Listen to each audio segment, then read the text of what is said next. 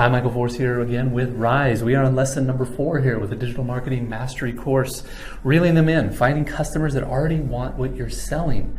Okay, that's one of the key things that I was talking about here in the welcome video, is that you don't necessarily, it's not the best practice. You'll see why so many small mom and pop businesses go out of business very quickly, because they think they had some amazing idea and they thought the whole world would want it, but that's never the case.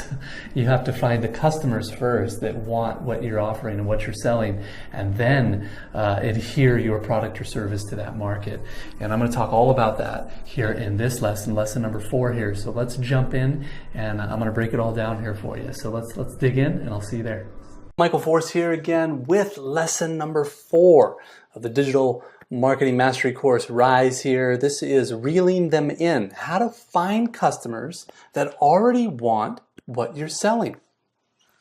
We're going to be diving a little deeper here into the psychology of marketing, but asking ourselves what your customers are really buying and why.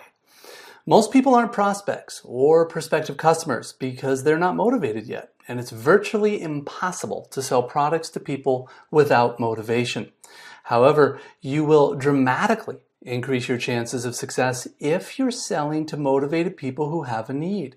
If you're trying to sell a product that attempts to solve all problems or to solve a variety of different problems, and you're doing so by trying to sell it to everyone, then you will definitely not find the success you desire. I mean, think about it.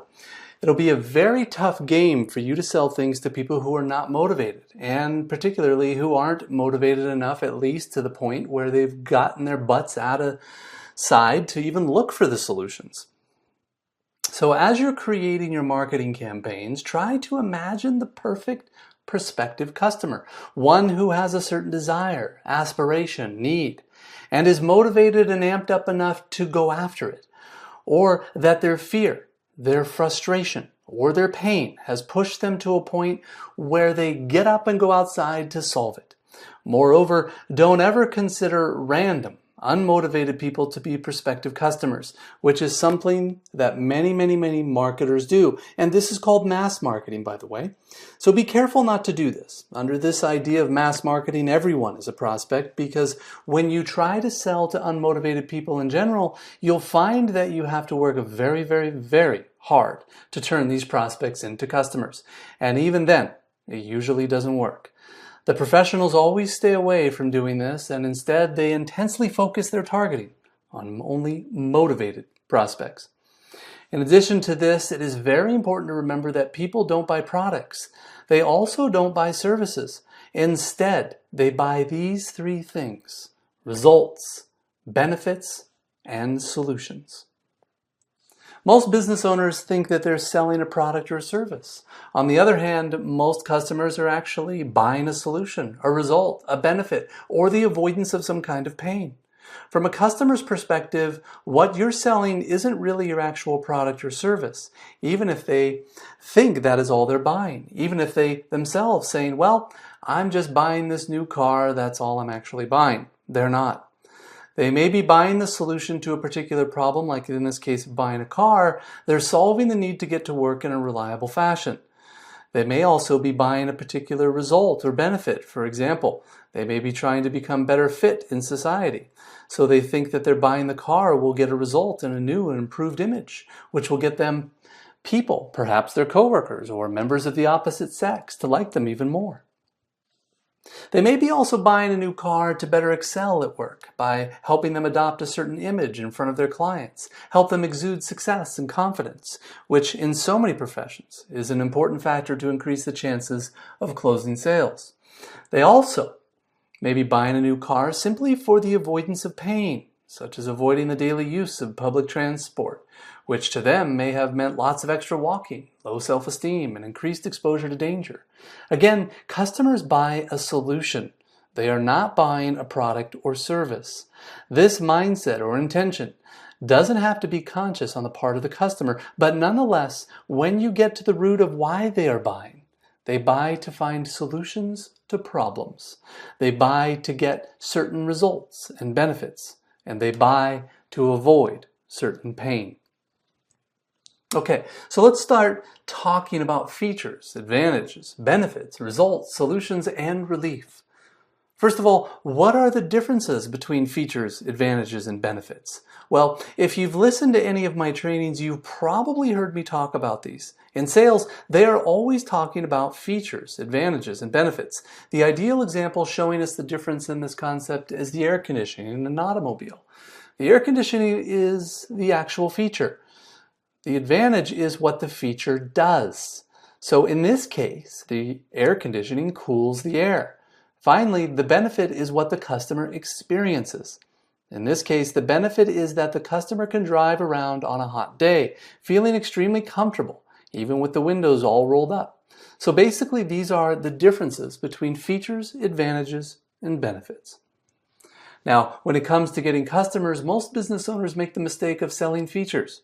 So a person walks in the showroom interested in a car. The salesperson walks up and says, "This car has air conditioning," rather than selling the benefit of how rapidly it cools the air and how quickly you can get comfortable when you get into the car on a hot and humid day.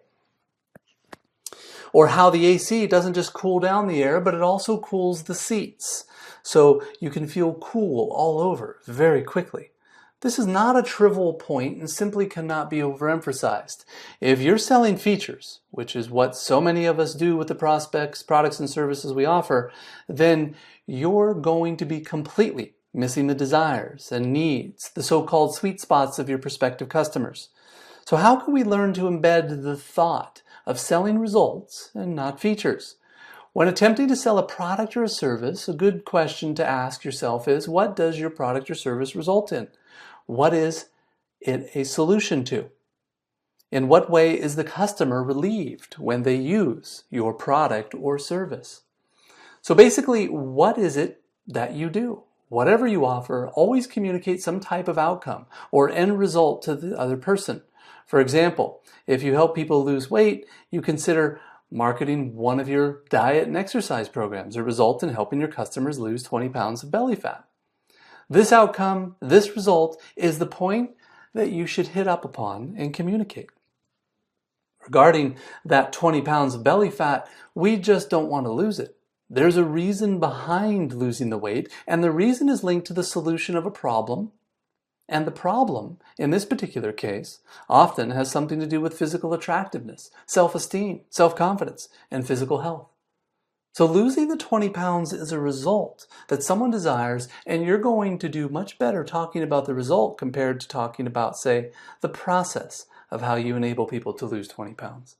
Don't start talking about how your process teaches people how to lose weight. Start talking about the research behind the new methods that you've implemented. Instead, focus on the result. Tell them, for example, that if they follow the steps of your process, the result will be losing 20 pounds of belly fat. However, if you want to become even more powerful and persuasive, take it one step further. Start talking about the particular solution that your product or service gives, not only what it results in. Remember, your prospective customer doesn't directly care about the result itself. They care about how the result can be a solution. They are seeking a certain problem they have. So, for example, if someone is doing all they can to avoid premature death and disease, and this is the key motivating factor they have for losing weight, make a point of showing how your program will help them lose that 20 pounds of belly fat, which in turn will significantly decrease their chances of being exposed to a number of diseases which can lead to premature death. This is much more powerful than simply telling them they will lose 20 pounds of belly fat. To take this concept even further, you can pass the solution stage and move right up to the level of relief. When you're able to show your prospects how they will be relieved, that is when you have truly become a master marketer. So it isn't just about what your product or service can result in, and it isn't even about the solution that results from your product or service, but it is all about the relief that your customer gets when they experience your solution. This is what you communicate to your prospective customers. This is what will keep your customers coming again and again. So right now, the customer who wants to lose 20 pounds of belly fat, they have something nagging at them, something bothering them to a great degree. It might be that they feel ugly or unattractive, or they can't attract someone from the opposite sex, and this just bothers them to the point where it dominates a great part of their thoughts and actions, scaring them into thinking that they will always be alone and that they are willing to do anything to be relieved from that pain. Or it might be the extra unhealthy belly keeps them so worried about dying young and they don't want to die.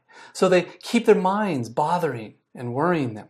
It keeps eating at them to the point where it becomes an obsession. Again, the relief from all of this is more valuable than just the solution to the overweight problem, because the true motivation to get the product or service comes from relieving oneself from the worry, from the nagging, from the obsession of not dying. Again, they're not just trying to lose 20 pounds of belly fat, and they're not just trying to attract a member of the opposite sex or trying to avoid dying early. But what they're really trying to do is to get rid of the worry, the anxiety, the obsession and nagging voice inside their heads that keep telling them you're not doing the right thing. And if you don't stop your bad eating habits, or if you don't stop doing something about losing weight, you're going to die young, or you're never going to find your soulmate. And so you'll spend half of, or all of your life alone. So you must keep asking yourself, what solutions come from the results of my products or services? And in particular, what relief will my customers get with these solutions? When you start thinking and communicating in these terms, that's when your marketing becomes so much more powerful.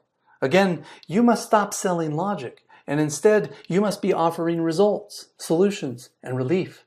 Ultimately, customers don't care about the quality of your products. They don't even care about the products themselves. And they certainly don't care about you.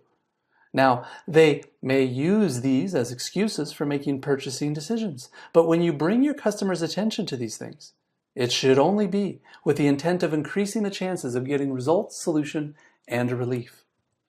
So stop trying to logically convince. Instead, focus on results, solutions, and relief.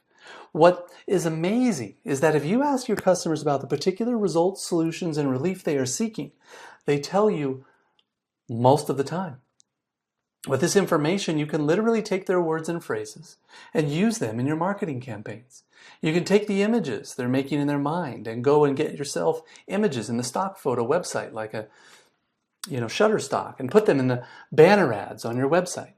This isn't really rocket science. It just requires you to have the tactics, the techniques, the skill, and the understanding, and some experience of doing it.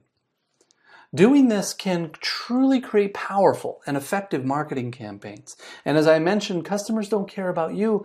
They don't truly care about your product or service, your quality, your business experience, or any of those things. When they pay attention to those things, it's only to increase the chances of getting the result they want, the solution they want, and the relief they are seeking. So if it doesn't connect the dots directly from where the customers are to the results, solutions, and relief they want, then leave it out. Don't start talking to people about how knowledgeable you are, about your experience and expertise, or about your big product with such an attractive look. Don't start talking about the super heavy-duty reinforced nails that you use inside of the lumber that you're building the house with, or that kind of stuff, unless it's directly related to a result, a solution, or a relief that one of your customers is going after. So do you remember our 3 brains and our capacity for rational decision making? The reason why we don't focus on logic, but we instead focus on results, solutions, and relief is because people are driven by their motivational systems, and these systems are again based on ancient brain systems wired to help us survive, stay safe, find security, find love, express ourselves, and actualize. Now, in order to make the mental shift, you must practice it. We humans are so used to thinking from our own perspective that we don't adapt quickly to thinking like a customer. In order to make it natural enough and automatic to think like a customer, you must begin to imagine yourself as that customer. So start by forgetting about what you and your product, then close your eyes and imagine that you're a customer. And I'm really serious about this. Even before you go out and start talking or asking customers about their fears and frustrations and what their wants and aspirations are, you need to get inside the mind of putting yourself aside and entering into their world. This is the mental shift, the mental capability that John Keats, the well-known British poet, called negative capability, and what Robert Greene, a psychologist and well-known author, called entering one's spirit. This mental capability is the ability to turn off the internal dialogue going inside your own head, turn off your self-interest, turn off all your own inner programming, and simulate what it's like to be another human being. And the more you practice this, the better you'll get at it.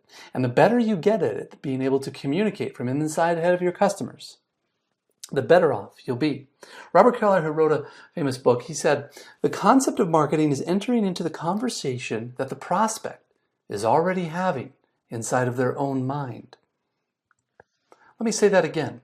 Marketing is entering into a conversation that the prospect is already having inside of their own mind. It's not about starting a new conversation or pulling them into your conversation. It's about entering the conversation that they are already having. So how do you know if you've made this crucial mental shift? Well, the way to know you've made this mental shift is thinking like a customer is simple. When you are talking or writing about a customer's needs and you speak in the first person, using phrases that start with "I want" and not with third person phrases that start with "my customer wants," this is a good sign you're making that shift, as this is also when you will finally start communicating as a customer. So let's suppose you're in one of my programs, one of my coaching programs, and let's say you're interacting with me in a coaching session or a live training, and I ask you to tell me about the fears and frustrations of your customer.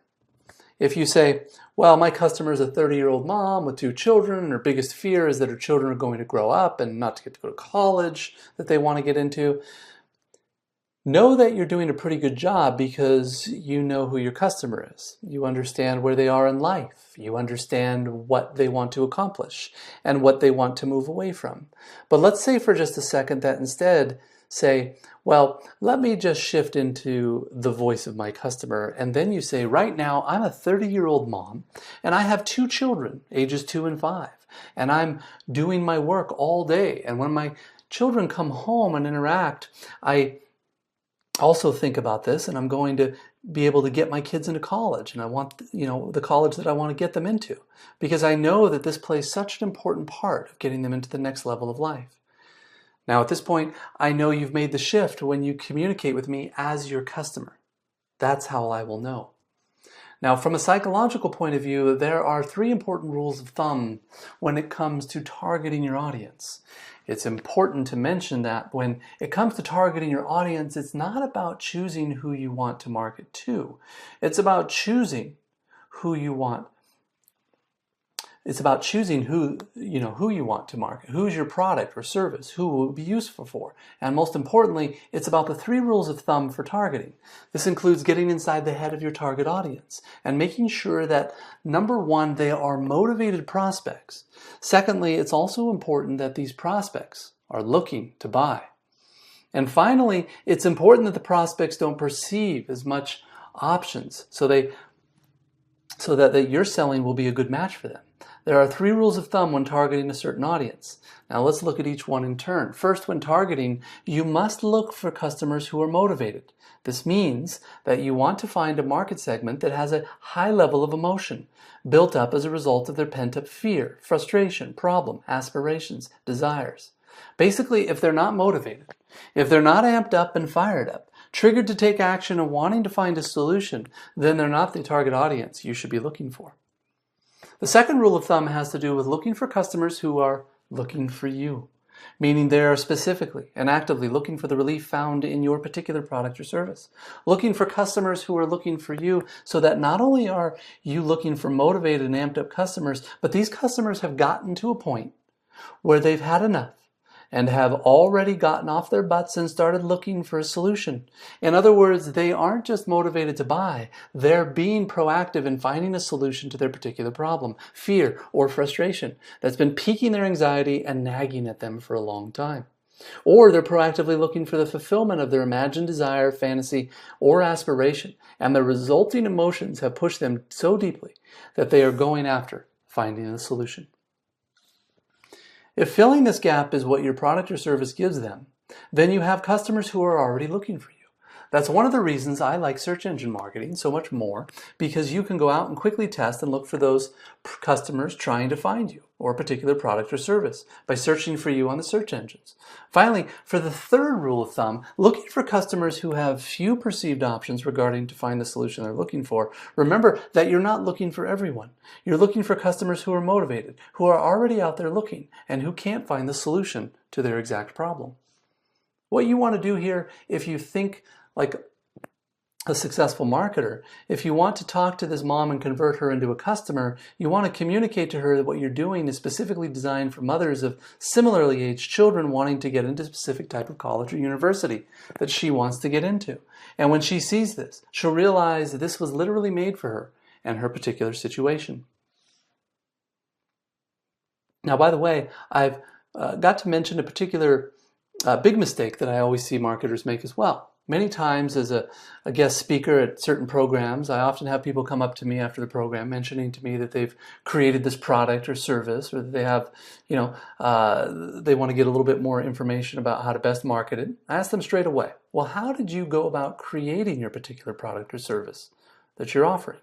And they basically tell me that they wrote down all the wisdom in there, and they want people to find who want to buy their product or service, since they know it can be solved, their target product, with a lot of, they want a large audience where there are lots of problems.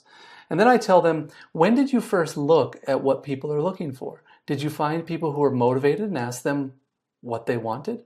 And then they reply, they didn't. They just kind of put everything in there. Next, I make sure to tell them that this is a big problem, because if you got everything in there that's not going to feel like it was tailored for the customer who has a specific need for a solution, and they say, well, that's okay, we can rename it, or we can just put a gloss code on it and make it feel like that it was made for them. And I say, no, not exactly. That's not the way it works. The way it works is you want to look for customers who are motivated, who are looking for you, and who perceive that they have few options available. You should apply these 3 layers on whatever nature of your targeting or whatever the audience you're targeting by creating marketing material or launching products and services targeted towards these 3 aspects. Targeted towards motivated customers that are actually looking for solutions you have. And these customers should perceive that there are few options available. If you can do this, you will significantly lower the chances of failure and in turn greatly increase your product or service's chance of success. Over the course of my life as a business owner and entrepreneur, I've launched several different businesses with lots of different products and solutions. And all these products I've created and helped launch will sell really just about all of them every single day. With that being said, though, how did I do it in such an environment where most products and services fail really on? I did it because I used the kind of thinking that I'm teaching you right here. And I applied it as I was learning all of these systems. In some, I used the type of thinking that allowed me to target audiences with lots of motivation that were already out looking for solutions similar to the one I had, and that perceived that they had few options available. I will also end by saying that many of my products were literally some invented niches. So let's do an exercise for customers who are already looking for you. Look out for customers who are already looking for you. Most people aren't looking for the result, benefit, or solution that comes from your products or services. In order to succeed in marketing, it's important to identify that segment or subgroup who have realized that they have a challenge, who are emotionally motivated to find a solution, and who are proactively looking for you. Use this 3 questions to test how to make sure that your marketing appeal has a high probability of success before investing the time and money to test it out on the market. You can also use this when targeting a niche for creating a particular product or service. This is the first question. Is my prospective customer emotionally driven to find a solution, to solve a problem, or to get a specific benefit that I offer? Or in other words, are they emotionally driven, irrationally motivated, and triggered to go out and find a solution? Question number 2. Is my prospective customer so motivated that they've begun working proactively in order to solve their challenges? In other words, have they gotten out there and started doing the research, aiming to find a solution? And finally, for question number 3, does my prospective customer have few or no perceived options for the specific challenge that they're trying to solve? In other words, do they perceive that there aren't many options, if any, to solve their particular problem? Remember, you want to use this 3-question test to sculpt and mold your marketing, your products or services, and even the niches of your businesses. Once you've got something like that that gives you these 3 yeses to this question test, you'll know that you have a much higher probability of success. Start looking for customers where they already are, and they are looking for you. And I will see you on the next lesson. Take care.